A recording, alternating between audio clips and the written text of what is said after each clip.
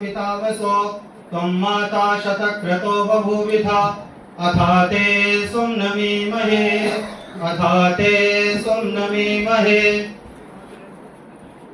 वंदनीय मातृशक्ति विश्व हिंसा संघ ट्रस्ट के अध्यक्ष, सभी पदाधिकारीगण,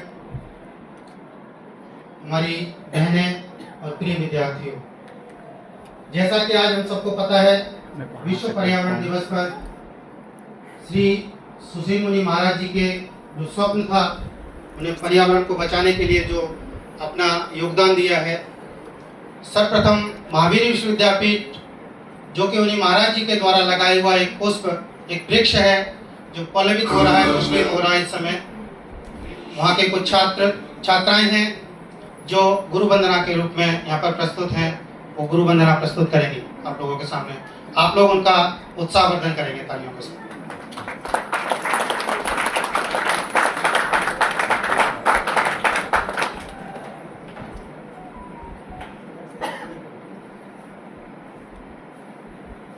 गुरुर्ब्रह्मा गुरुर्विष्णु गुरुर्देवो महेश्वरः गुरुः साक्षात् परब्रह्म तस्मै श्री गुरवे नमः।